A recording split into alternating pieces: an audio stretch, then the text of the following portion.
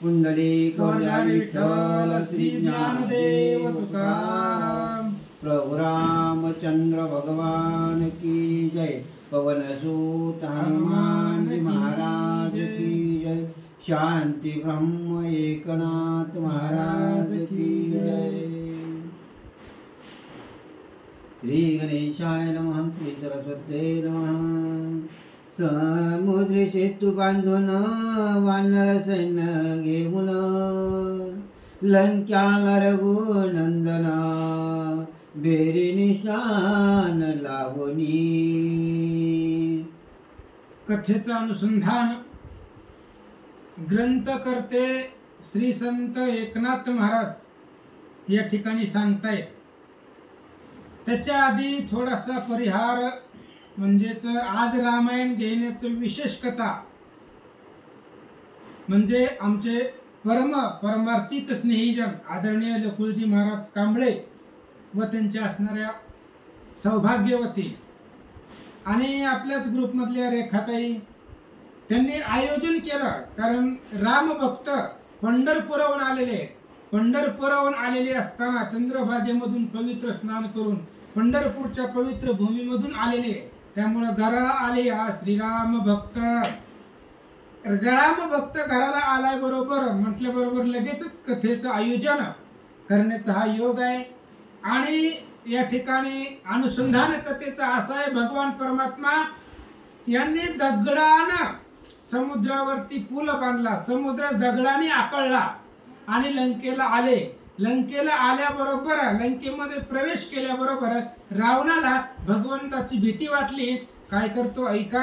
आला देखोनी रघुनंदन रावण झाला ती उद्विग्न वाचारोनी सुख सारण दुःख दारुण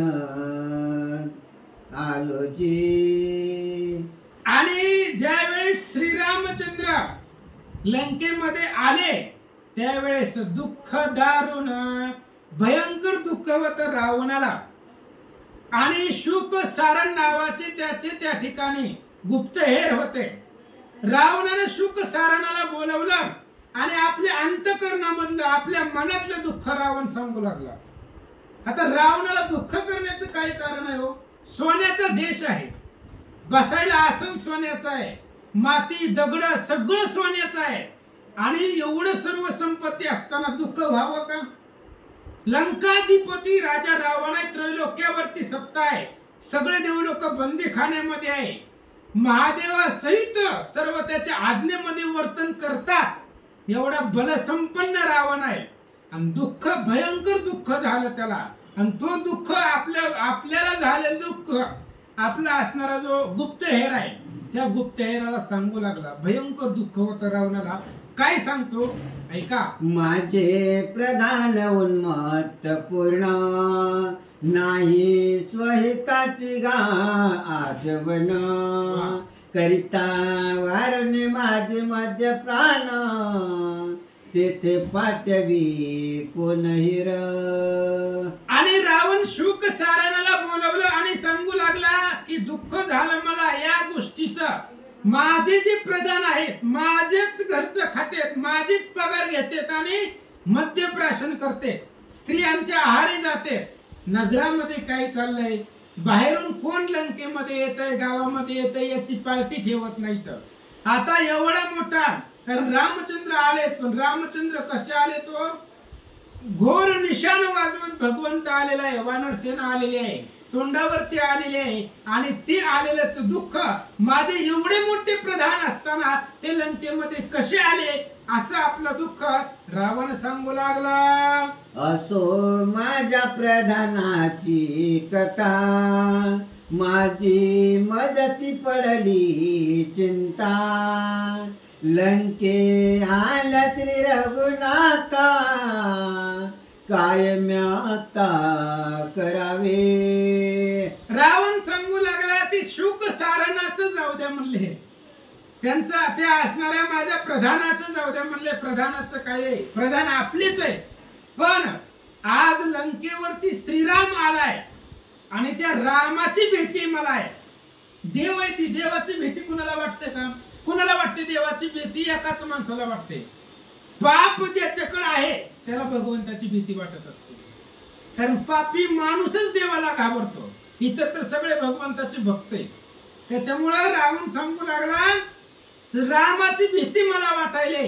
तो राम लंकेवरती आलाय, आता काय करावं कसं करावं? शुक सारणाला बोलू लागला भूमी जावन मिहेर व्रती श्रीराम सैन्य आहे ते किती झुंजाराने वीरव्रती संख्या मज प्रती सांगावे.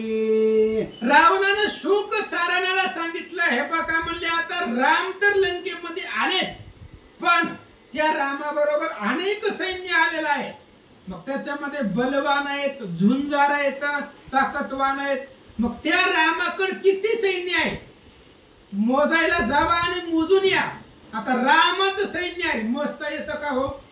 सुग्रीवानं सांगितलं होतं रामा टेन्शन घेऊ नका, समुद्राचे खडे थोडे इतुके सैन्य मिळेल पुढे.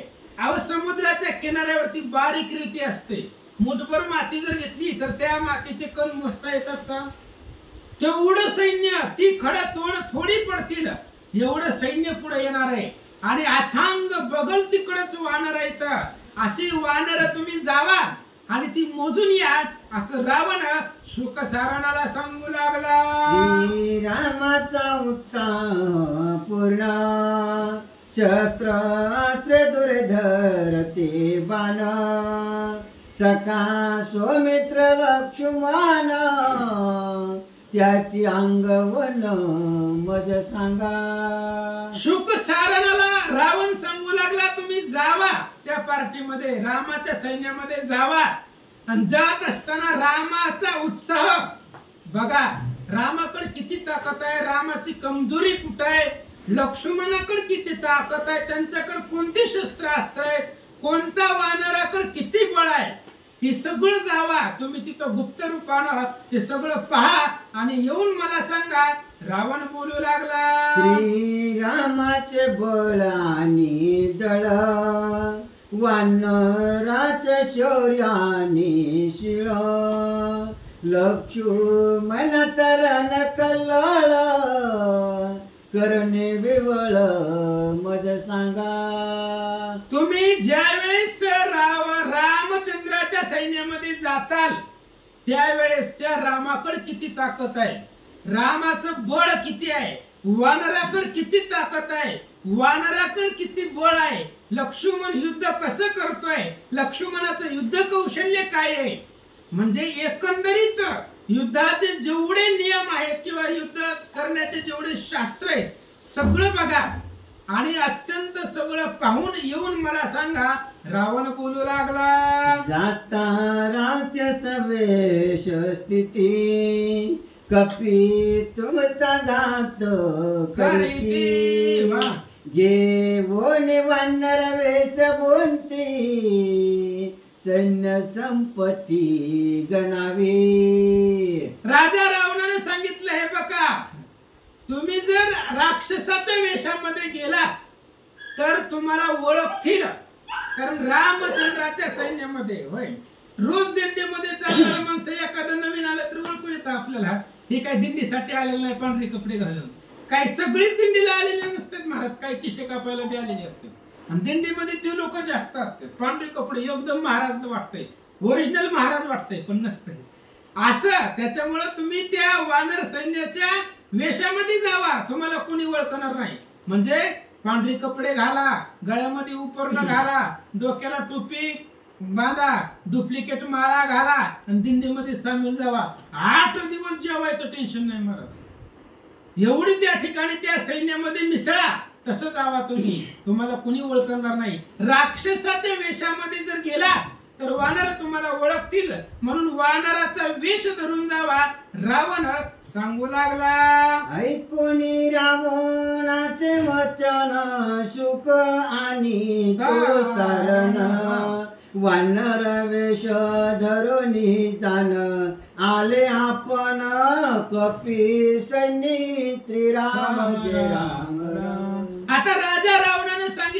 पद्धतीनं त्यांनी वानरांचा वेश धरला शुक सारणाने आणि वानर सैन्यामध्ये मिसळले.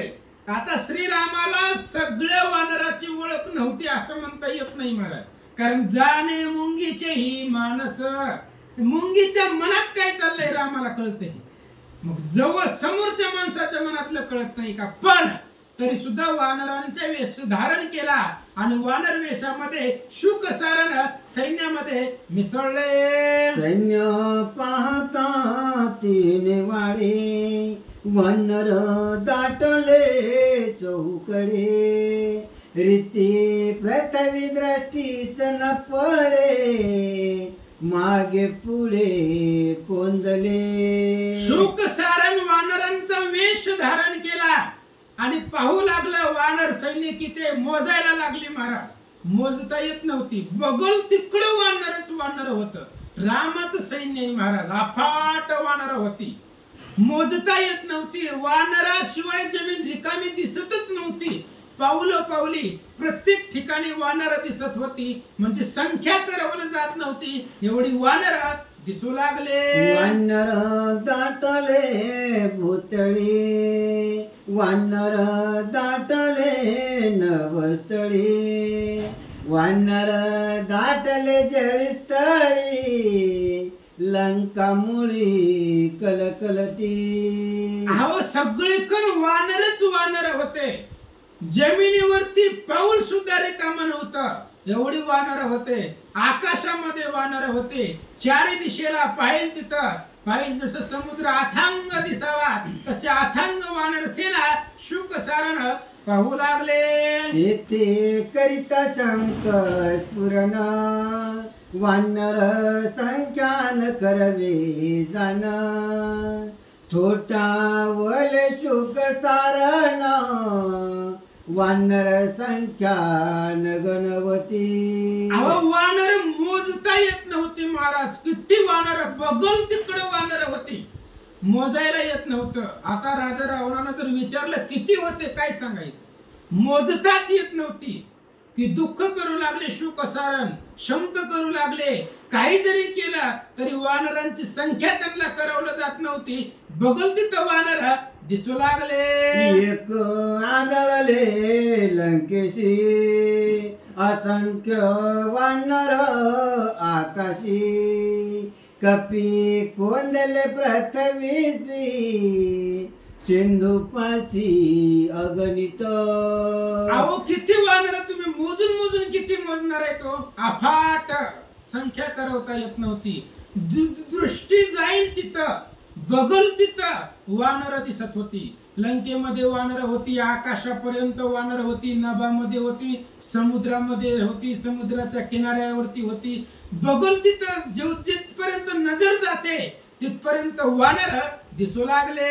मागून वानराचा परवडी, सवेग धावती तातडी, नळ निळांगद वीर कोडी, आती कडाळी पयाले. आणि वानर पाहत होते पाठीमागून, मोजता येत नव्हते ना एवढी वानर कसं मोजायचं महाराज. बरं संख्या करत असताना डबल टिबल वानर ती चालत तर कसं मोजायला नाही येत नव्हते एवढे वानर होते. आणि एवढ्या वेळामध्ये शुक आणि सारण वानराच्या वेशामध्ये वानर मोजत असताना रामचंद्राचे बलवान वानर नळ निळ अंगद सुग्रीव सर्व त्या ठिकाणी आले.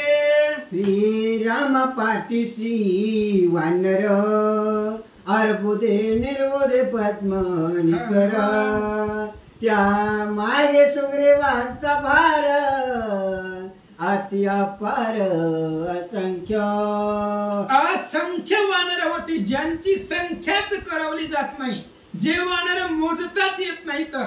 जेवढी रामाच्या पाठीमाग आहे तेवढीच सुग्रीवाच्या पाठीमाग आहे, तेवढीच अंगदा बरोबर, तेवढीच हनुमंता बरोबर, म्हणजे अफाट सैन्य होतं, मोजता येत नाही असं सांगतात. काही वेगळे पैजुत्पत्ती, वेगळे वेगळे भारणे नो किती, संख्या करिता शंक स्फूर्ती, सैन्य संपत्ती नगनवे. त्याच्या पाठीमाग अफाट वानर होती महाराज, असंख्य वानर होती.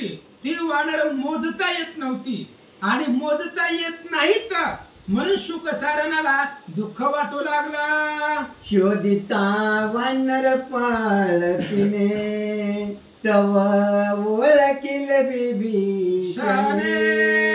त्याची लक्षणी लक्षणे धरले तेने साटोपे. शुक सारण वानराच्या वेशामध्ये आलेले होते. कधीच वारीला येत नसतं आलं प्रमाणच म्हणायला येणार महाराज. त्याला ताल सुरच लागाना गेलं. भजनेकार मग ओळखू येते रोज भजनाला येत नाही मंदिरात. हे आजच आलेलं आहे. तसं बिभीषणाला सगळे राक्षस ओळखू येत होते. रोजचं वानरांचं उड्डाण कसं, वानरांचा व्यवहार कसं, वानराचं वागणं कसं, आणि ही आज आलेली वानर बिभीषणाला वेगळी वाटली. बिभीषणानं ओळखून धरलं म्हणतात. दोन्ही हेराचे लक्षण लक्षू जाणे तो बिभीषण. त्याही लक्षणाचे लक्षण अतिविंदन अवतारा. आता बिभीषणाला माहिती होता, कारण बिभीषण जन्मल्यापासून लंकेमध्ये होता. मग शुक सारण ओळखू आले नसतील का? त्यांनी कशाचाही वेश धरू द्या, पण जन्मभर ज्याच्या सोबत आहेत ते ओळखू येत नाहीत का? ओळखले बिभीषणानं. नर वानर सगळं ते दोघं कसे वेश घेऊन आले होते ओळखलं, पण अजून कोणत्या लक्षणाने ओळखलं ऐका. उड्डाण विरान उलटे किराण करून नती सुख सारण. अवघे मनती कपटीचे पूर्ण घरी धावून बिभीषण.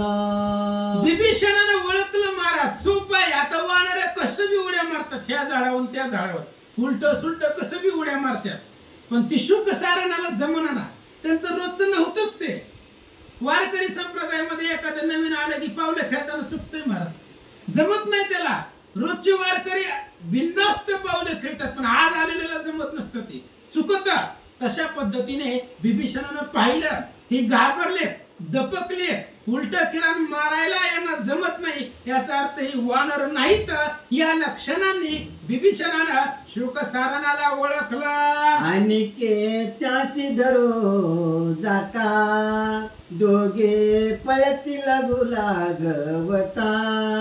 बिभीषण दान राक्षस समजता होय धरिता धावोनी. आणि बाकीच्या वानरांनी जर धरण्याचा प्रयत्न केला तर शुक सारण सापडत नव्हते.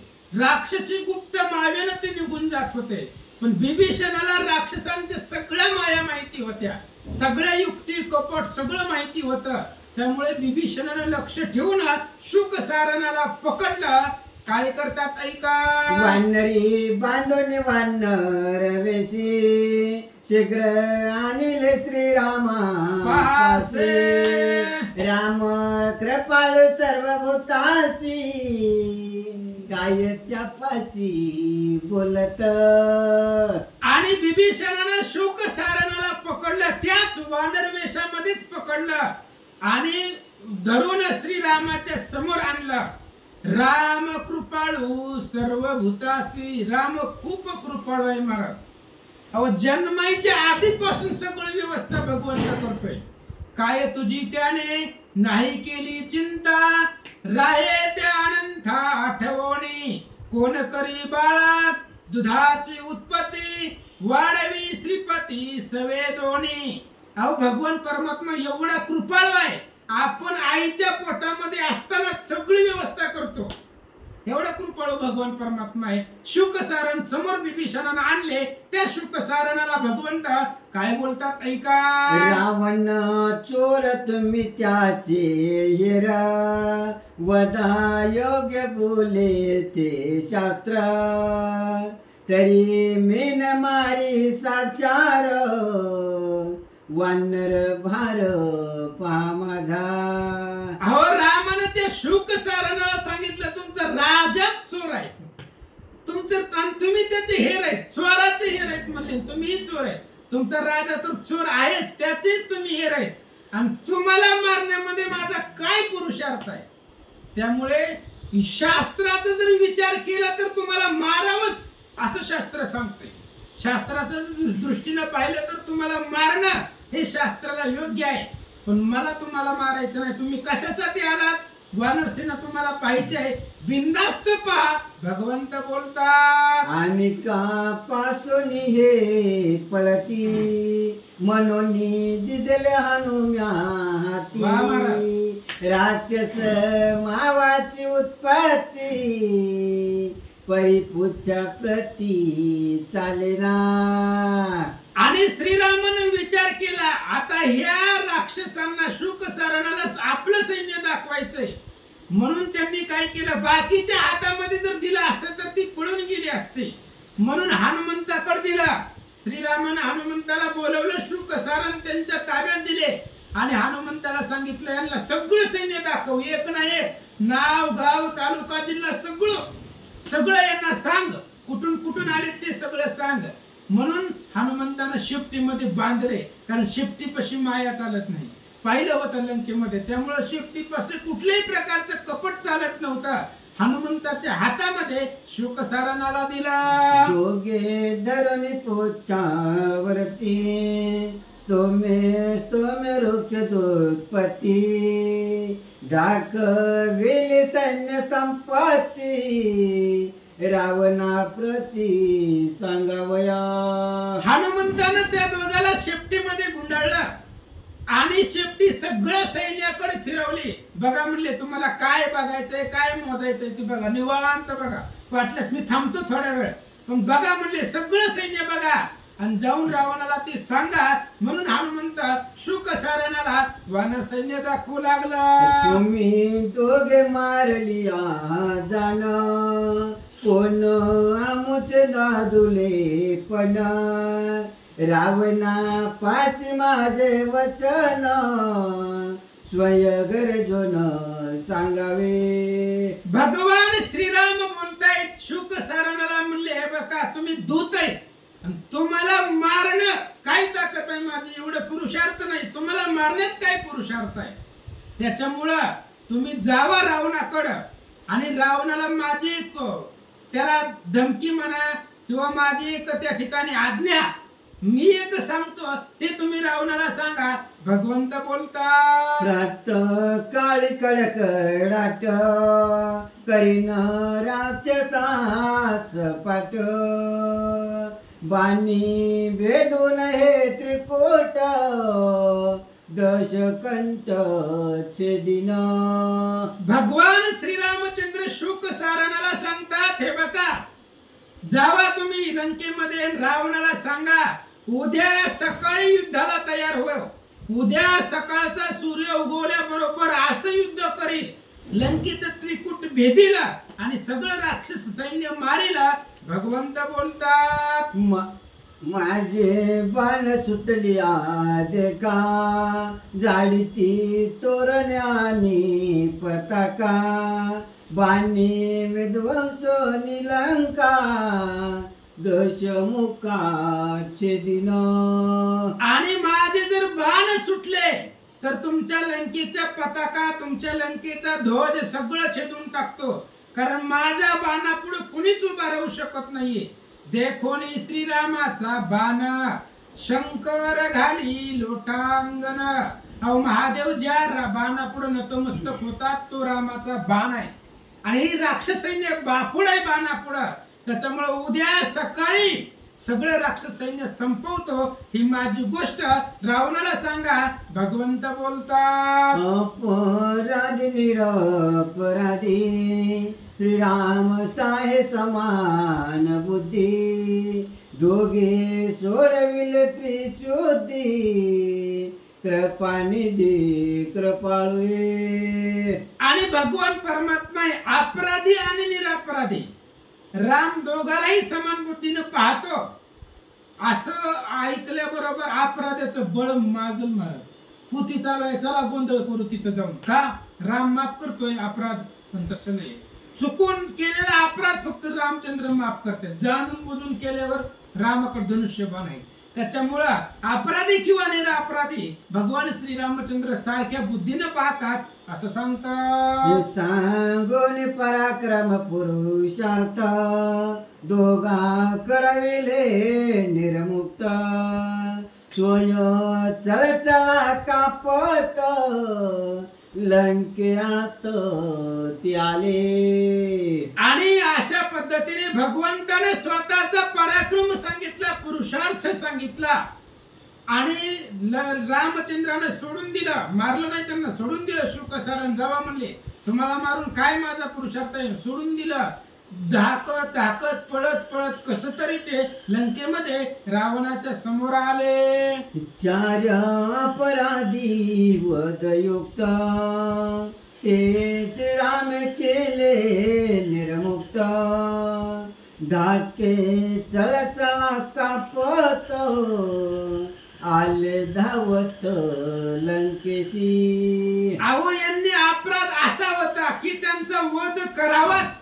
मग अशी सांगितलं, शास्त्राचा जर विचार केला तर त्यांना मारणं योग्य होतं, मारण्यासारखा अपराध यांनी केला होता. पण रामचंद्रांनी मारलं नाही, यांना सोडून दिला आणि कसं तरी पळत पळत धाकत कतत कुंतत लंकेमध्ये आले. रावण देखताही दृष्टी धाके धापन समाये पोटी बोबडी वळली से होती सांगता गोष्टी चळकाप. आता गुह्यार्थ लक्षात घ्या महाराज. वानर सैन्यामध्ये होते, रामाच्या समोर होते, तोपर्यंत घाबरणं बरोबर आहे. पण रावण देखताही दृष्टी. आता रावणाच्या लंकेमध्ये आल्यावर, रावणाच्या समोर आल्यावर तरी यांनी घाबरायला नाही पाहिजे होतं ना, समोर राजा रावण आहे. पण रावणाला बघितल्यावर सुद्धा ती घाबरत होते, एवढा धाक रामाचा होता. कारण त्यांना माहित आहे रामाच्या पुढे रावण काहीच नाहीये. आता जरी रामाची बाण आले तरी रावण आपल्याला वाचू शकत नाही, हे शुकसारणाला माहिती होतं. त्यामुळे रावण जरी समोर असला तरी ते दोघं घाबरू लागले. काय करतात ऐका. स्वस्त होनी निवाळे गोष्टी सांगती रावणा पुढे वानर सैन्य संख्य गाडे संख्यान धडे निश्चित. आणि रावणाच्या पुढे आले कोण, शुकसारण. तरी सुद्धा पाठीमाग धाक होता, भीती होती. रावणाच्या पुढे आल्याबरोबर सांगू लागले, म्हणले महाराज एवढं रामाचं सैन्य आहे, मोजता येत नाही, संख्या करवता येत नाही. शुकसारण रावणाला बोलतात, आम्ही जाता दोघे जण बिभीषण धरिले कोणा नेता रामापाशी बांधून अचूक मरण आम्ही मानो. आणि शुकसारण रावणाला सांगतायत की आम्ही वानर सैन्य पाहत होतो, वानरांचाच वेश धारण केला सैन्य पाहत असताना बिभीषणानं आम्हाला ओळखलं, बिभीषणानं पकडलं. ज्या वेळेस बिभीषण रामाच्या समोर घेऊन चालला, अचूक मरण आम्ही मानू, तेव्हा आम्हाला वाटलं आता मरण चुकत नाही. मारावे मन बिभीषण मारा मरती वानर गण राम धर्मात्मा तो आपण दिले सोडून प्रताप दृष्टी. आणि शुकसारण सांगतायत राम धर्मात्मा आहे, धर्म मूर्ती राम आहे, म्हणून धर्माची तू मूर्ती. आणि एवढंच नाही, आतिकायने सुद्धा सांगितलं होतं, पाठीमाग झालं ना सुंदरकांडाच्या 41व्या अध्यायामध्ये, राम धर्मात्मा अति शुद्धो तुझा न करिता अपराधू, तू वाका चोरीली त्याची वधू, पापी सुबुद्धू झालासी. आतिकाय सुद्धा सांगतो. आणि तेच शुकसारण सांगतात राम धर्मात्मा आहे. अहो रामाच्या समोर गेल्यानंतर ना प्रत्येक वानर मारा म्हणत होता, बिभीषण मारा म्हणत होता, पण त्याच रामानं आम्हाला सोडून दिला. हे मारिया दोघे जण आम्ही काय जिंतीला रावण त्यासी दाखवा वानर सैन्य पाहत गण सर्वही. शुक सारण सांगू लागले, महाराज तुमच्या आज्ञेप्रमाणे आम्ही तिथं गेलो, आम्हाला पकडलं आणि रामाने विचार केला ह्या दोघांना जर मारलं तर काय आपण रावणाला जिंकणार आहे का, किंवा जिंकल्यासारखं होणार आहे का, काय यांना मारून फायदा काय आहे, काहीच नाही. त्याच्यामुळं मग स्वतः रामानच त्या ठिकाणी सांगितलं काय सैन्य पाहायचंय ती पहा आणि रावणाला जाऊन सांगा. देवोनी हनुमंताचे हाती आम्हा दाखविली सैन्य संपत्ती असंख्य वानरच्या जाती संख्या सर्वार्थीन करवे.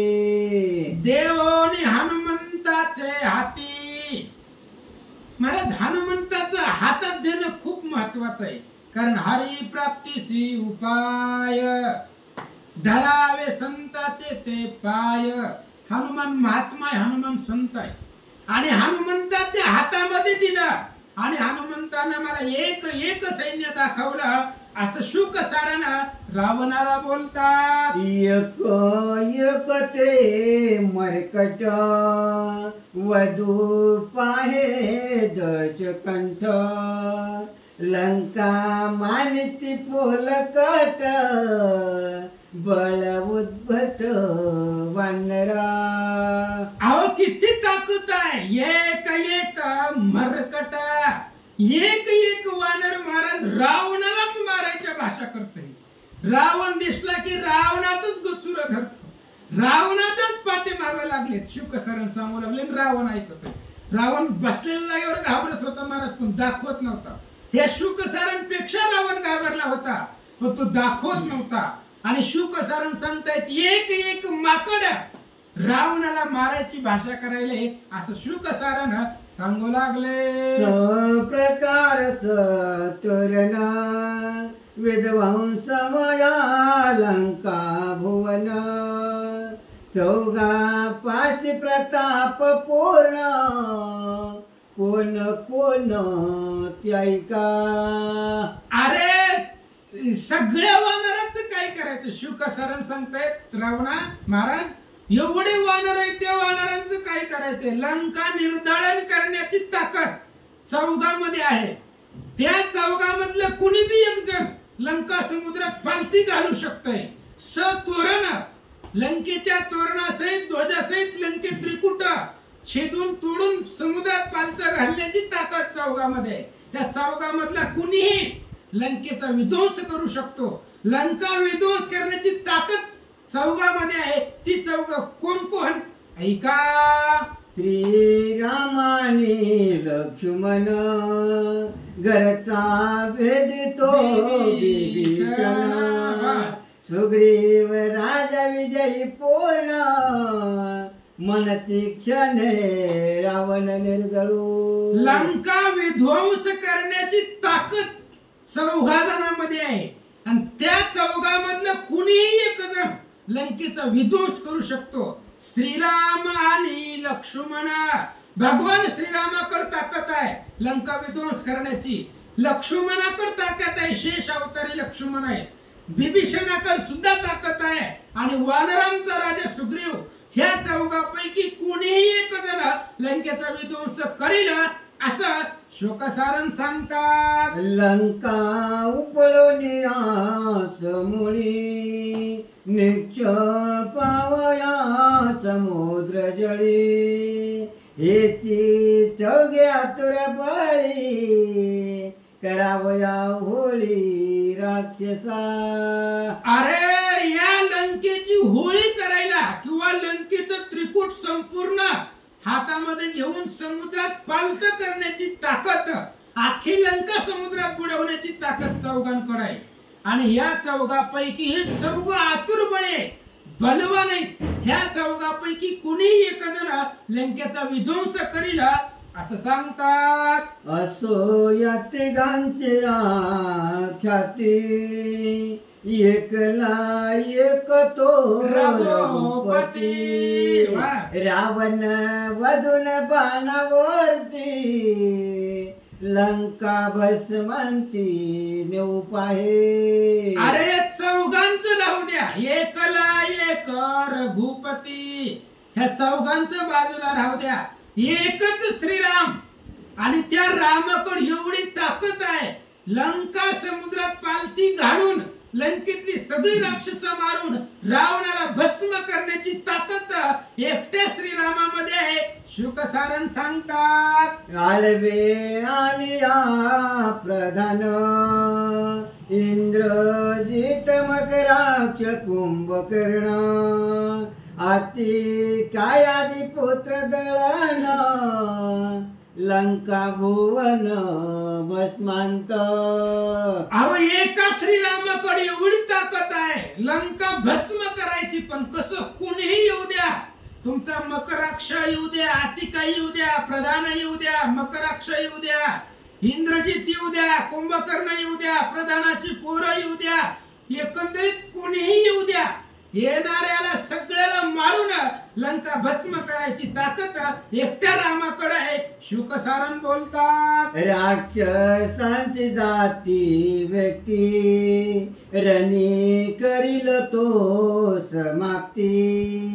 एवढा प्रतापी श्री रघुपती एकला त्रिजगती दमू शके. अहो एकच श्रीराम राक्षसांचं सकुळ, पुन्हा राक्षस निर्माण झालीच नाही पाहिजेत. एवढा बलवान राम आहे, संकुळासहित राक्षसांना मारण्याचं ताकद आहे. अहो राक्षसांचं जाऊ द्या, लंकीचं जाऊ द्या, अख्ख्या त्रिजगताला आकळण्याची ताकद रामाकडे आहे. जाळीन हे जगती तळ, ही जग जाळण्याची ताकद रामाकडे आहे. तुमचं लंका कुठं आहे? शुकसारण बोलतात, प्रताप पुरुषार्थ गरजोड स्वयं बोलिला रघुनंदन. प्रभाते रणकंदन करीन रावण वदार्थ. आणि स्वतः रामाने सांगितलंय उद्या सकाळी सूर्य उगवल्या बरोबर युद्धाला सुरुवात करणार आहे.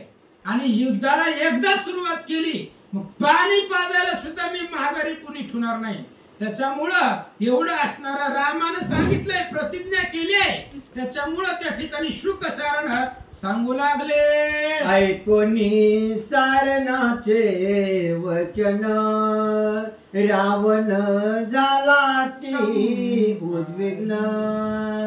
ते देखोनी त्याचे चिन्ह सांगे सारण हित वाक्य.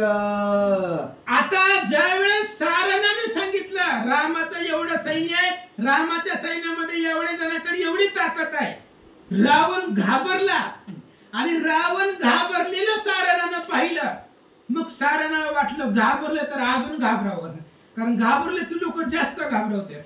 सारणानं सांगितलं आता घाबरलंय राजा रावण, मग थोडस हिताचं काहीतरी सांगावं, रामाचा अजून पुरुषार्थ सांगावा. म्हणून तो सारण रावणाला बोलू लागला, युद्ध करिता दश शिर रणी नाटोपती वानर. निर्दाळोनी निशाचार लंकापुर विभांडिती. आणि सारणानं बोलायला सुरुवात केली. म्हणले महाराज कसं आहे, युद्धच करायचं म्हटलं तर वानर ऐकतच नाही. ज्ञानेश्वर महाराजांनी ज्ञानेश्वरीत 11व्या अध्यायामध्ये सांगितलंय, अहो राणीची या पाले खाईरा नेवाने करविले लंकेश्वरा. एकला अर्जुन परी औक्षयिनी अकरा न जिनेची काही. अरे ती जर युद्ध करायला लागलात तर वानर ऐकत नाहीये असं सारण बोलू लागला. वानरा पुढे नोरे जड वानराशी नचले से बळ. वानराशी योध कल्लोळ सर्वता सळ करू नये. वानरापाशी कपट चालत नाहीये. वानरापाशी बळ चालत नाहीये, वानरापाशी ताकद चालत नाही महाराज. त्याचं कारण आहे वानर सापडतच नाही, कांटाळे देऊन पळून जाते महाराज. वानराच्या पाठीमागे पळायलाच वानर सापडतो का? चपळपणा आहे वानराकडे, त्याच्यामुळे वानराकडे तुमचं बळ चालत नाही, कपट चालत नाही, शस्त्र चालत नाही, शक्ती चालत नाही. वानर तुम्हाला ऐकत नाही. सारणाचा बोलण्याचा उद्देश गुह्य अर्थ लक्षात घ्या. ज्या अर्थी वानर ऐकत नाही त्या अर्थी राम ऐकणार आहे का? त्याच्यामुळं सारणात रावणाला बोलू लागला, श्रीरामानी लक्ष्मण शस्त्र अति प्रवीण, त्यासी सर्वथान करवे रण, सुटल्या बाण प्रणंत. आणि सारण सांगू लागला, म्हणले हे बघा, राम लक्ष्मण शस्त्र अस्त्रामध्ये प्रवीण आहे, बलवान आहे. त्यांच्या शस्त्र अस्त्रामध्ये सर्व गुण संपन्न श्रीराम आहे. राम सर्व गुण संपन्न आहे महाराज. आणि रामच एकटा आहे की तो सगळ्या क्षेत्रामध्ये संपन्न आहे, त्याच्यामुळे तो तुम्हाला ऐकणार नाही असं सारण सांगू लागला. हेची चौघे रणकंदनार्थ करावया हर्षयुक्त, शस्त्र अस्त्राची उदित राक्षसंत श्रीराम. आणि सारण सांगतोय महाराज, ही चौघ आहे. कोण कोण चौघ? श्रीराम आणि लक्ष्मण, घरचा भेदी विभीषणा, सुग्रीव राजा विजयी पूर्ण, ही 4 जण आहेत. आणि या 4 पेक्षा रामाकडे जास्त ताकद आहे, त्याच्यामुळं युद्ध करून तुम्हाला विजय मिळत नाहीये. सारण सांगू लागला, तैसेच वानर समजता, युद्धे थांबवणी रघुनाथ, निर्धारावया लंकनाथ, आज्ञा पुसत आल्हादे. आणि तसंच एवढ्या चौघांकडे तर ताकदच आहे, पण बाकीची सुद्धा वानर रावणा बरोबर युद्ध करण्याची श्रीरामाला आज्ञा विचारतायत, आज्ञा मागतायत. म्हणजे एवढे उल्हास आहे वानरांना रावणा बरोबर युद्ध करण्यासाठी, असं सारण सांगू लागला. विजय दोन्ही वानर सेना, सुग्रीवे चालली ती जाना, निर्धारावया रावणा, अंगवन पावती. आणि विजय ध्वजाखाली सुग्रीवानं सगळं सैन्यांचा प्रतिपाळ केलाय. सुग्रीव राजा आहे आणि सुग्रीवाच्या छत्रछायेखाली सगळ्या वानरांना संरक्षण श्रीराम आहे. त्याच्यामुळं आपण त्यांच्या एकाही वानराला मारू शकत आणि अख्ख्या रामायणामध्ये एकही वानर मेलं नाही महाराज, तर रामच त्यांच्या बाजूने आहे. कोणाशी न कळे जणी, नाम अमृत संजीवनी. अहो कोणाच्याच लक्षामध्ये येत नाही असं असणारं रामाचं नावच अमृत आहे. मग अमृतापाशी मरण येणार आहे का? त्याच्यामुळं एकही वानर आपल्याला मारता येणार नाहीये, सगळी बलसंपन्न आहेत. सारण सांगू लागला, सुग्रीव राजा उठाउटी, उडी घालोनी त्रिपुटी, मारिल राक्षसांच्या पोटी, अवघ्या शेवटी रावण. अहो एकच सुग्रीवाकडेच एवढी ताकद आहे की सुग्रीव राजा लंकेमध्ये आल्यावर सगळी राक्षस मारून सगळ्यांच्या शेवट रावणाला मारण्याचं सामर्थ्य त्या सुग्रीवाकडे आहे.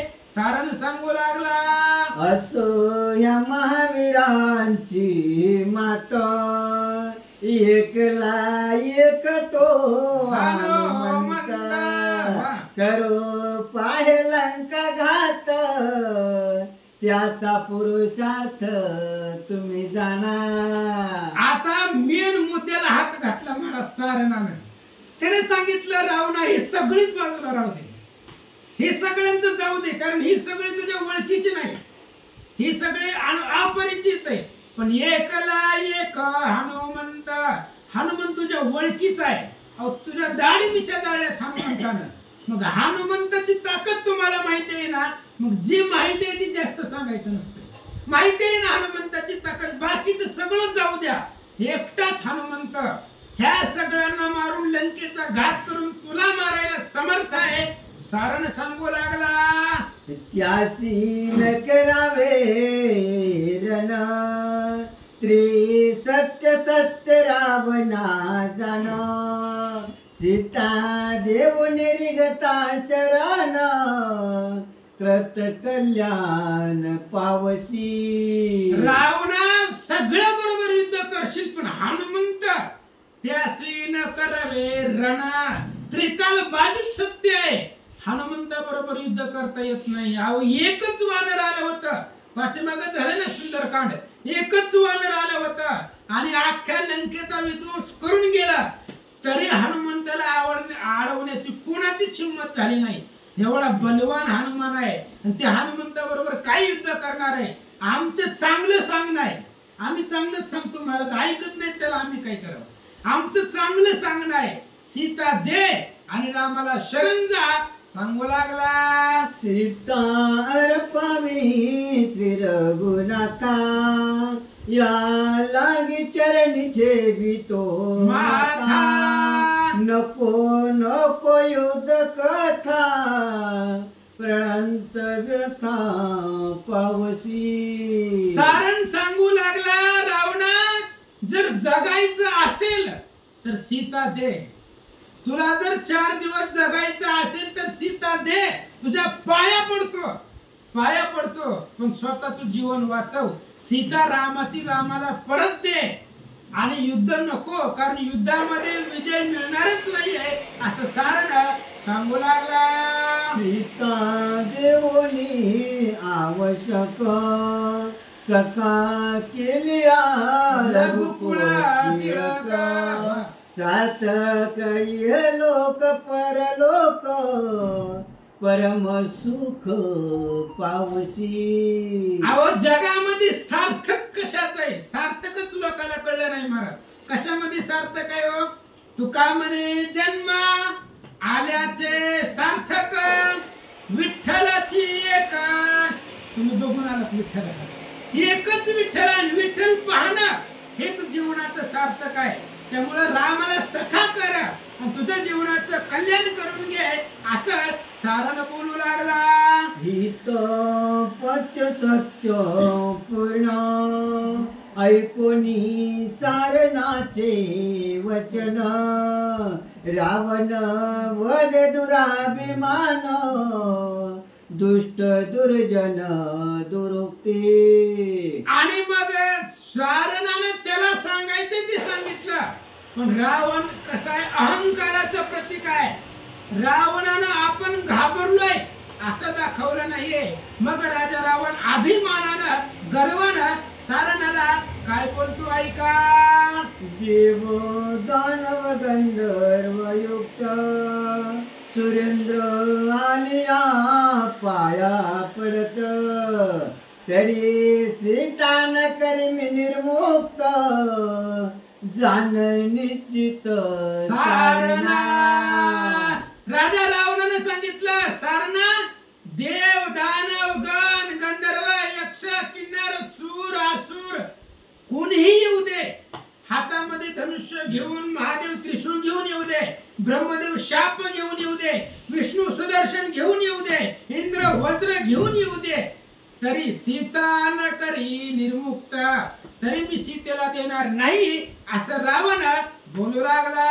शिव आलिया त्रिशूळ युक्त, ब्रह्मा आलिया शाप देत, ऐसाही मांडल्या प्राणांत, सीता निर्मुक्त मी न करी. रावण सांगू लागला, महादेव त्रिशूळ घेऊन आले तरी, ब्रह्मदेव शाप देत आले तरी सुद्धा मी सीता देणार नाहीये. कुणीही येऊ द्या, एवढं मरण्याची वेळ आली, कल्पांत वळवला, काहीही झालं तरी सीता देणार नाहीये. रावण बोलू लागला, अरे तू तव भेडई नदीना, देखून रावणाचे सैन्य, भय घेतले दारुण, कंपाय मन बोलसी. आणि रावण सांगू लागला सारणा, अरे तू भ्याड आहे, तू ही नाही दी नाही. रावणाचं एवढं त्या ठिकाणी फक्त सैन्य पाहिलं आणि तू घाबरू लागला असं सांगतात. भेमे भय मनसी आता सीता अर्पावी रघुनाथा. हे तव तुझी भय कथा मी सर्वथा नायके. आणि रावणाने सांगितलं सारणा, ही सांगायला तुला इतके दिवस टाइम का लागला? सीता आणून किती दिवस झाले, आज तू का सांगायलाय? याचा अर्थ तू रामाला घाबरलाय, मरणाची भीती तुला वाटायली आणि भीतीच्या पोटी मरणाच्या भीतीनं तू सीता जे मला सांगतो असं सारणाला रावण बोलू लागला. आता कळल मज तत्वता श्रीराम न करी तुमच्या घाता. दोघे सोडिले जीवे सीता या लागी सीता तू दे मनसी. रावणाने सांगितलं सारणा, तू आता सीता दे का म्हणायलाय? तर रामाने तुम्हाला सोडून दिलंय म्हणजे तुम्हाला जीवदान दिलंय आणि रामानं जीवदान दिल्यामुळे तुम्ही घाबरला आणि घाबरल्यामुळे जीवदान दिलंय म्हणून तुम्ही आता सीता दे म्हणतात असं रावण बोलू लागला. अनुसरला श्रीरामाकडे त्याच भय मज सांगती गाडे. जे जे बोलती ते पुढे दोन्ही झाले न पुस्तक. अरे तुम्ही दोघही घाबरे आहे. तू रामाकडे अनुसरला कारण रामानं तुला जीवदान दिलंय म्हणून तू रामाच्या बाजूने बोलायलास. रामानं तुला सोडून दिलं, जीवदान दिलं, तुझा जीव वाचवला म्हणून तू रामाच्या पक्षातून किंवा रामाच्या बाजूने बोलायला असं रावण बोलू लागला. जो त्यांचे राखी जीवित तो त्यांचा होयाती आप्त.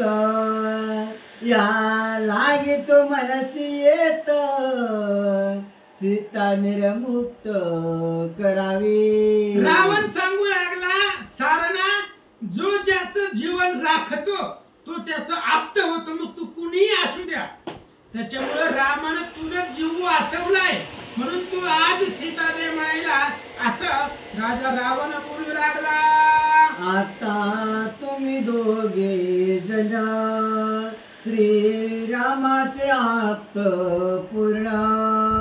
मज सम्मुख माझ्या गुण अति कठीण अनुवादती.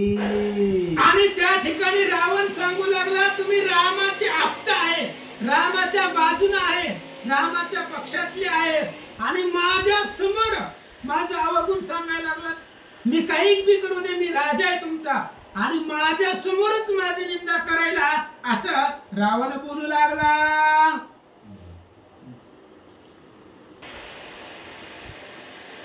श्री गणेशाय नमः. प्रभो रामचंद्राय नमः. राजदोष जे अनुवादती ते पराधी शास्त्रनीती. दंड पावला माझे हाती पापमूर्ती तुम्ही दोघे. प्रभु रामचंद्र भगवान की जय. पवन सुत हनुमान जी महाराज की जय. शांती ब्रह्म एकनाथ महाराज की जय. पवित्र भगवंताच्या असणाऱ्या पुण्यनगरीमध्ये रामकथा करण्याचं भाग्य लाभलं. त्या भगवंताच्या परमेश्वराच्या चरणी नतमस्तक. श्रोते सज्जन तुमच्या चरणावरती नतमस्तक. ग्रंथाचे ग्रंथकर्ते नाते भगवंती चरणावरती नतमस्तक. कथेचं अनुसंधान त्या ठिकाणी शुक आणि सारण त्या ठिकाणी हेर करण्यासाठी वानर सैन्यामध्ये पाठवले होते. तिथालची परिस्थिती पाहिली.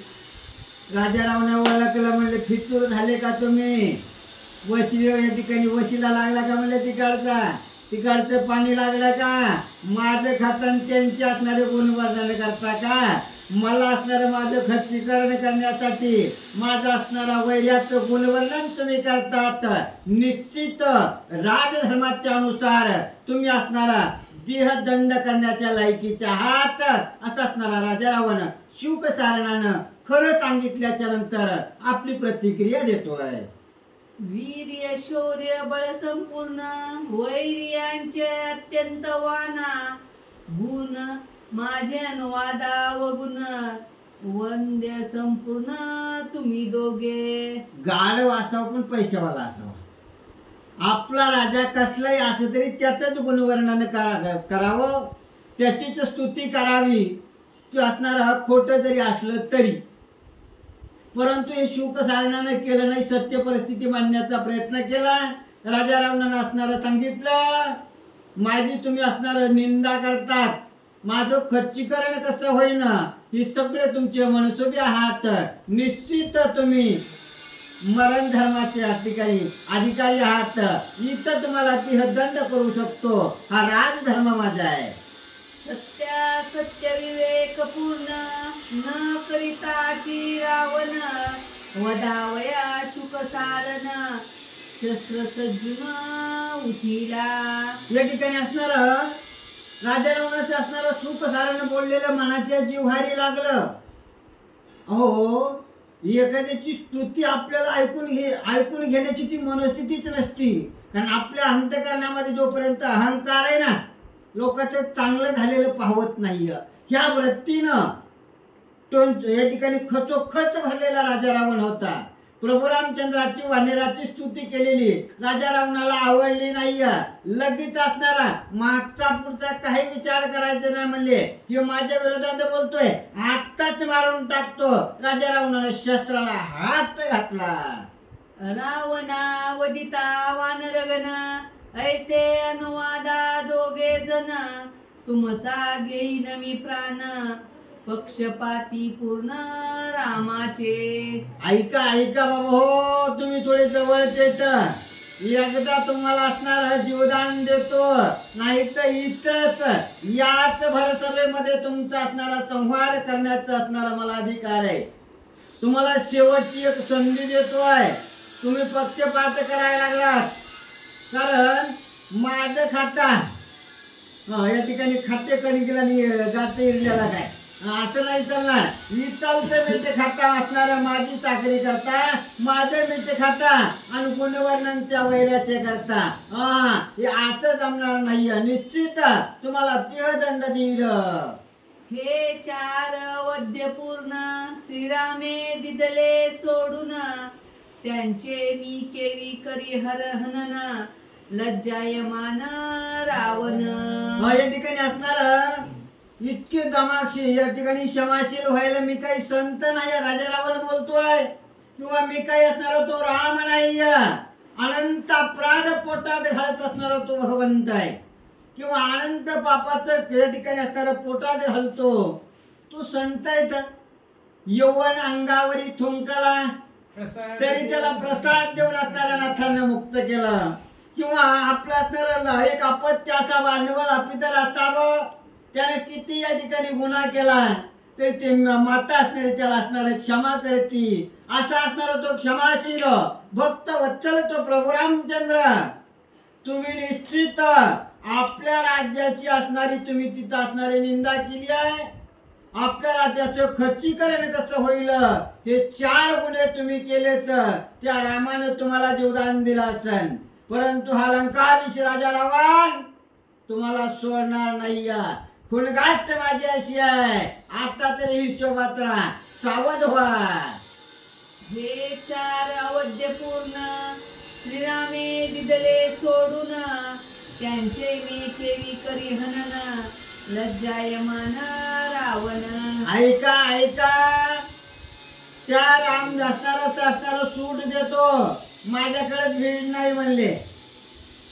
जसं लाईट आहे बघा, लाईट म्हणजे काय, हे संत असणारा पोती वाचतोय, हात लागल्यानंतर त्याला करंटच लागतो ना. सर्वसामान्य असलं त्याला करंटच लागतो ना. राजा रावण सांगतो हे देवापाशी चालतं. काय? सज्जनाचा प्रतिपाळ, दुर्जनाचा संवार हे देवापाशी चालतं. या लंकेश राजा रावणासमोर या ठिकाणी हे चालणार नाही. असणारा राजा रावण असणारा धमकी देतोय, तंबी देतोय, समजून सांगतो ते शुक आणि सारणाला. ऐसिया परी रावण दवडोनी शुक सारन कोपे मने काळे वदन मुख परतो न दावावे. अशा पद्धतीने असणारा राजा रावणाने त्याची असणारी निर्वत चाकीने केली असणारी शुक आणि सारणाची तुम्हाला असणारं जीवदान दिलं म्हणले. पण पुन्हा माझ्या समोरची असणारं तुमचे तोंड घेऊन येऊ नका, नाहीतर माझं असणारी शमशेर तलवार आणि तुमचे शिर जाळावेळ केल्याशिवाय राहणार नाही. माझ्या समोर जरी आलात तरी. अशी असणारी त्यांना समज दिली आणि शुक आणि सारणाला सोडून दिलं म्हणले. जय शब्दे रावण स्तुती करुण शुक सारन पुढती रावण पडला चिंतावरती सबळ रघुपती देखोनी. या ठिकाणी अशा पद्धतीने त्या शुक आणि सारणाची परिस्थिती अशी झाली बघा. त्या अखिल कोट भगवंताचा असणार ते श्रीमुख पाहिल्याच्या नंतर भगवंताच्या सहवासामध्ये जे असणारं जे सामर्थ्य जे सुख आहे त्याची अनुभूती प्रचिती सुख आणि सारणाला आली आहे. ती असणार चिरकाल टिकणारं ते सुख आहे, ती असणार चिरकाल आहे, ती असणार त्याला असणारा अवहेलना करू शकत नाही. दुसरा असणारा आपला असणारा मूर्ख कासना पण राजा त्याची कसली का होईना त्याची स्तुती करावं लागन, नाही ती इथंच मरावं लागन. कसलं कासाने त्याची स्तुती केली आणि भागणेवाली किशाबा असं म्हणले. तिथून शुक आणि सारण निघून गेले. गेलिया शुक सारण चिंतावरती पडे रावण शार्दूल चार विचक्षण धाडी कपी सैन्य गणावया. या ठिकाणी असणारा राजा रावणाला त्या शुक आणि सारणानं आपल्या असणारा वैर्याची त्या भगवान प्रभू रामचंद्राची सुग्रीवाची असणारी सगळी इत्यंभूत माहिती सांगितली. त्यांच्याकडे जे सामर्थ्य आहे सगळं असणारं सांगितलं.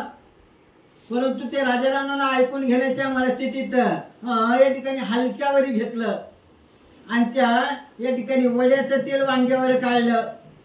ज्या ठिकाणी हातबल होतो ना तिथं कुणाच तरी कुणावर लेकी बोले सुना लागे. अशा पद्धतीने त्या भगवंतावर असलेला राग त्या शुक आणि सारणावर काढला. परंतु मनात एक सल निश्चित शुक आणि सारण मनित होते, त्याच्यामध्ये काहीतरी तथ्य आहे याची चुणूक अनुभूती राजा रावणाला आली आणि चिंता करू लागला. म्हणला हे शार्दूला तू माझ्या जवळच आहे, तुझ्यावर एक जिम्मेदारी सोपवतो, एक तुला काम सांगतो. म्हणले कोणतं काम आहे? चारा माझी प्रबळ बळ लघु लागवी अति कुशळ या लागी नावे शार्दूळ वानर दळ गणवाला. या ठिकाणी असणाऱ्या राजा रावणाने त्या शार्दूलाला बोलवणी घेतलं, त्याची थोडीशी स्तुती केली. म्हणजे खरोखर असणारं तुझं नाव शार्दूल आहे ना. शार्दूल असणाऱ्या सिंहाला म्हणतात. खरोखर तू सिंहासारखा आहे, तुझं या ठिकाणी बोलणं तसं, वागणं तसं, कर्तव्य तसं.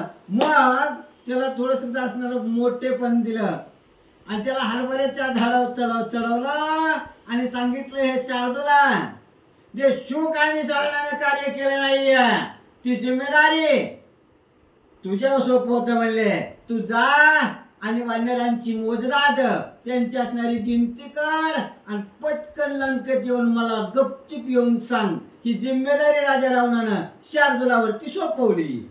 शार्दूळ जव स्वये पाहात तव वानर सैन्य असंख्यात गणावया वाचा चित्त जेतीचा तेथ पांगुळला.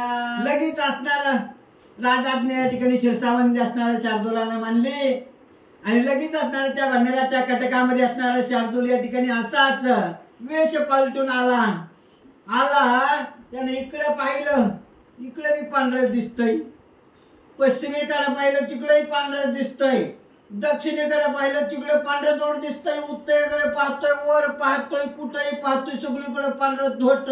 सगळे वानरच दिसायला लागले. तोंडातलं बोट घातलं, त्याची असणारी वाचा मौनावून गेली. काय बोलावं? ती वानराची मोजदाद करणं अशक्य आहे.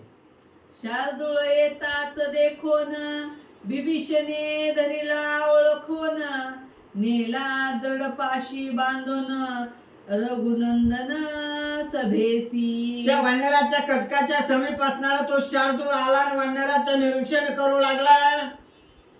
या ठिकाणी पुण्याची गणना असं असणारे वानराची गणना होणं अशक्य आहे हे शार्दूला असणारा विचार करीत होता. त्याच वेळेस विभीषणानं पाहिलं बाबा, म्हणला हे सगळे असणारे वारकरी उजवी प्रदक्षिणा करतात आणि एकच डावीकडून कोण गिरिट्या या ठिकाणी असणारे गिरिट्या घालायला लागले. निश्चित हे हरिभक्त परायण नाही म्हणले, हे नाटक करणाऱ्यापैकी आहे.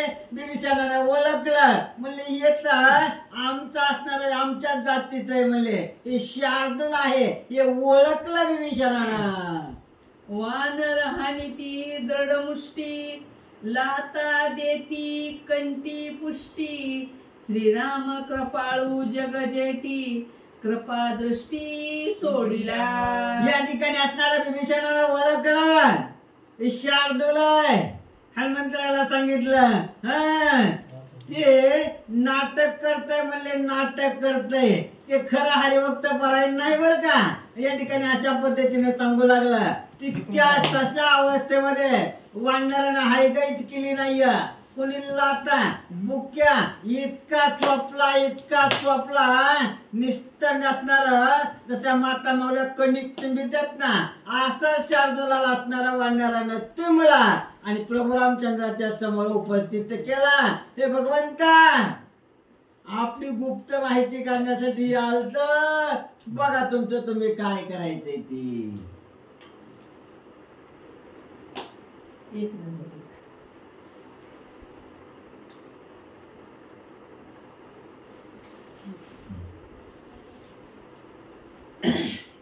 धरोणी आणला ती संकटी चार हेर मागिल्यासाठी. काय ते वाढीव होय मोठी बुद्धी करंटी अल्प अल्प. या ठिकाणी अशा पद्धतीने असणारा या ठिकाणी असणारा शार्दूला असणारा इतका मार दिला आणि भगवंताच्या समोर या ठिकाणी असणारा उपस्थित केला. त्याच्यानंतर नाथ महाराज काय सांगतात. चार हेर मागिल्यासाठी काय ते वाढीव होय मोठी. श्रीरामे शार्दूळ पाचारून दाखवून वानर सैन्य. त्यासी देवोनी समान दिदला सोडून सापेक्ष पे. या ठिकाणी असणार कितीही अपराधी असू द्या नटखट या उक्तीप्रमाणे हे भगवंताची असणारा ब्रीद आहे. कसलाही येऊ द्या भगवंत त्याचा स्वीकार करतो. परंतु तुम्हाला असणारा तुम्ही दुःखात येत, संकटात येत, आनंदात आहात, सगळं तुम्हाला ऐश्वर्य संपत्ती आहे, या कोणत्याही अवस्थेमध्ये भगवंताचं नामचिंतन घेतलं ना ते वायाला जात नाही. तुम्ही जसं नामचिंतन घेता तशी तशी कृपा भगवंत करीत असतो. या ठिकाणी इतका चिमलेला शार्दूल भगवंताच्या समोर गेल्याच्या नंतर भगवंतानं जाणलं कसला का होईना माझ्या समोर आलाय ना जो मज होय अनन्य शरण. या उक्तीप्रमाणे मला शार्दूला स्वामीचं काज आहे ना, तुझ्या स्वामीचं काज तुझ्या असणाऱ्या राजाची या ठिकाणी काम करण्यासाठी आलाय ना, काही हरकत नाही म्हणले. त्याला असणारा उंच असणाऱ्या काठी घेतलं, तुझ्या असणाऱ्या वानराची मोजदा ते वानराची गिनती करायला आलाय ना बाबा. मला असणाऱ्या काठीवर बसून त्याला असणारा चौकोर फिर म्हणले, बघ एकदा आणि काय सांगायचं मी सांगतो. श्रीरामी सोडिताची देख घेऊनी वानराचा धाक. शार्दूळ लंके समुख गेला दशमुख ठोकोनी. भगवंताने सांगितले शार्दूला वानरांची गिनती करायला तुला असणारा तू आलाय ना, बघ म्हणले तुझ्या असणारा तुझ्याच प्रत्यक्ष डोळ्यानं पहा म्हणले. असं सांगितलं बरोबर त्याला असणारा उंच नेलं आणि असं पळालं म्हणला इथं जर का बाबा या वानराच्या तावडीत सापडलो एक सुद्धा हाडूक शिल्लक ठेवायचे नाही. तर इतकं मोकळं केलंय म्हणले आधीच पुन्हा काय मार खायचा न ग बाबा. पटकन असणारा लंकेमध्ये असणारा शार्दूल कणत पुतत असणारा पोहोचला. सर्वांगी रुधिरोक्षित शार्दूळ देखोनी येत दचकला लंकानाथ बळदुत्त वानर. या ठिकाणी असणारा राजा रावणाच्या भरत सभेमध्ये शार्दूलाचं आगमन झालं. सगळ्या अंगामधून रक्तबंबाळ असणारा तो शार्दूल झालेला आहे. राजा रावणाने ते शार्दूलाची कीर्ती आताच गुणवर्णाने गायलं होतं. तू असणारा सिंह आहेस, सिंहासारखा आहेस, तू असणारा आगाध पराक्रमी आहे. त्याच शार्दूलाची अवस्था या राजाच्या असणाऱ्या राजा रावणाच्या सभेमध्ये रक्तबंबाळ झालेला शार्दूल चळचळ चळचळ कापतोय, चळचळ चळचळ कापू लागलाय. राजा रावणाच्या सभेमध्ये शार्दूलाचं आगमन झालं. भयभीत अवस्थेमध्ये तो शार्दूल काय बोलतोय राजा रावणाला. शार्दूलाचा अति पुरुषार्थ त्यासी वानर घाली लात रडत पडत अति कुंतता आला तकत सवेसी. या ठिकाणी अशा पद्धतीने असणारा वानराचा इतका धाक घेतला होता, शार्दूलाने इतका धाक घेतला होता. कणत पुतत भर सभेमध्ये राजा रावणाचा आला आणि आल्याच्या नंतर सगळ्या असणाऱ्या राजा रावणाच्या सभाजनांनी सगळ्या सभेतल्या प्रधान असन अनेक सैन्य असन त्यानं पाहिलं. म्हणजे जाताना तर चांगलं होत, येताना 3 जागे 4-5 जागे वाकडं होऊन यायला लागले. बरं आता जाताना असणार आयटीत डवलत गेलत, येताना असणार असं वाकडं तिकडे होऊन यायला लागले. भानगड काय झाली बाबा. श्रीराम कटकी चार पान नचले बिभीषा भेन तो धरिता द्रढ बांधोन रघुनंदन सोडवित. या ठिकाणी नाट्यमाला सांगू लागले. या ठिकाणी असणार नाटक कुठेही जमत का. एकदा 2दा ठिकाण खोटे किती दिवस सपत, एक ना एक दिवस आपल्याला उघडं पडल्याशिवाय राहत नाही. अशा पद्धतीनं त्यांच्या भगवंताच्या समोर तुम्ही नाटक करताय का. त्या प्रभू रामचंद्राच्या कटकात त्या वानराच्या समोर, परंतु गुणाची पारख असणारा तो बिभीषण तिथं स्थित आहे. बिभीषण असणारा भक्त उपस्थित असताना भक्ताच्या समोर कपट छळ चालत नाही. अशा पद्धतीनं भक्त बिभीषणानं ओळखलं तिथं छळही नाही कपटही नाही. तिथं असणाऱ्या शार्दूलाचं काही चाललं झालं नाही. उलट शार्दूलाचं पितळ उघड पडलं, जना दड मार खावा लागला.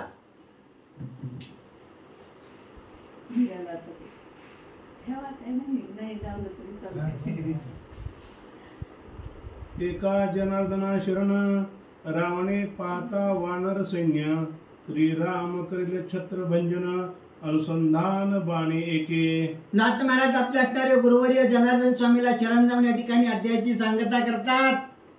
या ठिकाणी असणारा शतयोजन असणारा शेतुबंधन पूर्ण झालेलं पहिले तीराला असणारा हे कटक भगवान वानरांचं कटक या ठिकाणी असणारा पहिल्या तीराला पोहोचलेलं आहे.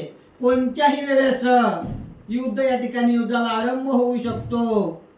राजा रावणाला असणारा हिर अगोदर असणारा शत्रू पक्षाची गुप्त माहिती काढण्याच्या उद्देशानं राजा रावणानं अगोदर शुक आणि सारण्य पाठवले, नंतर त्या शार्दूलाला पाठवलं. राजा रावणाची ही योजना फसली. त्याच्यानंतर राजा रावण दुसरी योजना काय करतोय तीही फसल्या जाईन. तिथून खऱ्या अर्थानं या युद्धाची असणारा आरंभ होईल.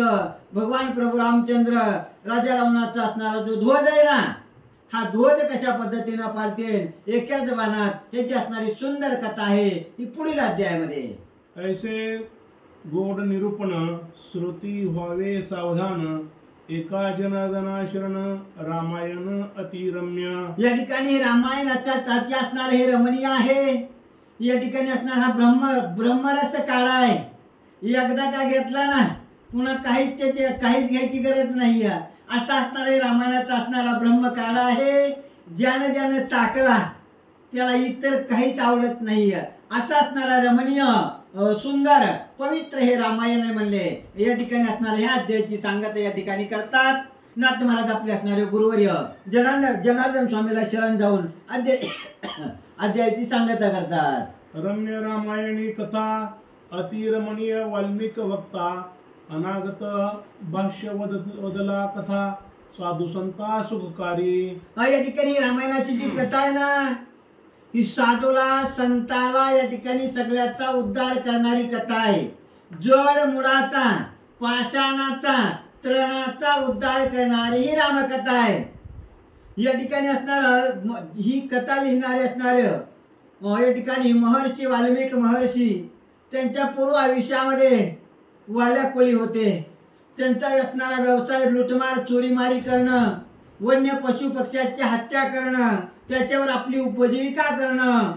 त्या असणाऱ्या महर्षी वाल्मिकांनी काय केलं, त्या भगवंताचं उरफाट नाव घेतलं. सामर्थ्य काय प्राप्त झालं, अनागत भाष्य असणाऱ्या अनागत भाष्याची निर्मिती, त्या रामायणाचं असणारं लिहिण्याचं सामर्थ्य या वाल्मिक महर्षींकडे झालं. आणि असणार जे जसं असणारं अनागत भाष्य लिहिलं या ब्रह्मांडाचा मालक या ठिकाणी जसं जसं वाल्मिक महर्षीने लिहून ठेवलंय त्या पद्धतीनं आचरण करतील असणारा हा पवित्र ग्रंथ वाल्मिक महर्षींच्या या मुखारविंदातून या ठिकाणी झाला. खरोखर धन्य, सगळ्यांचा उद्धार करणारी ही रामायणाची कथा. कथा सकामाशी गोड, निष्कामांचे पुरवी कोड, सदाशिवाशी सुख सुरवाड, गोडाही गोड रामकथा. या ठिकाणी हे रामायणाचं असं असणार हे आहे. या ठिकाणी तुम्ही असणारे काही मनोकामने असणार रामायण ऐकलं, माझं एखादं काम करू द्या, तुम्ही सकाम भक्तीनं जरी प्रेरित तुम्ही रामकथा ऐकली ते काम तुमचं होतं.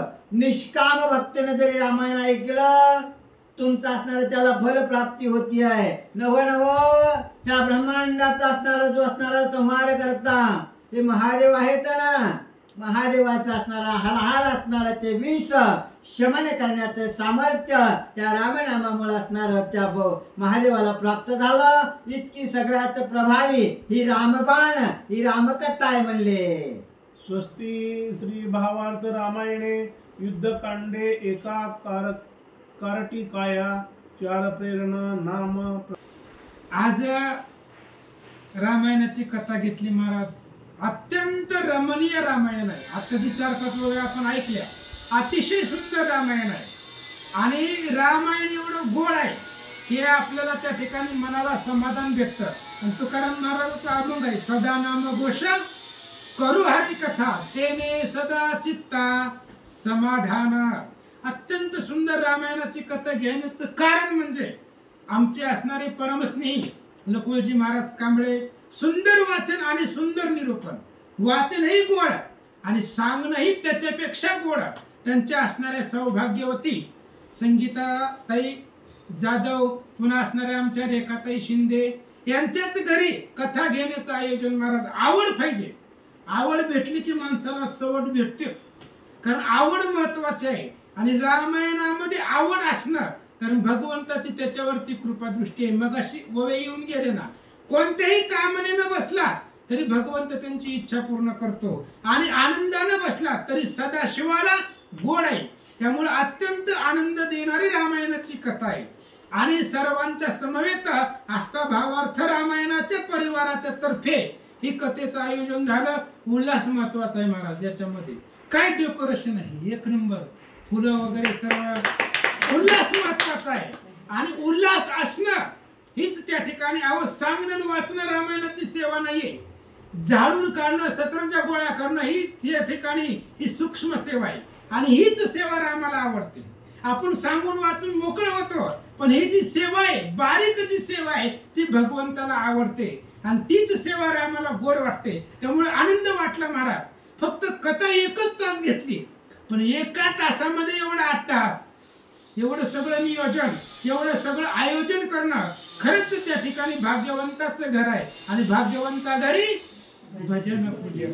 म्हणून सुंदर असणारे त्या ठिकाणी अतिशय प्रेमळ असणारे आमच्या रेखाताई महाराज विजयकुमार शिंदे अत्यंत उल्हास महाराज.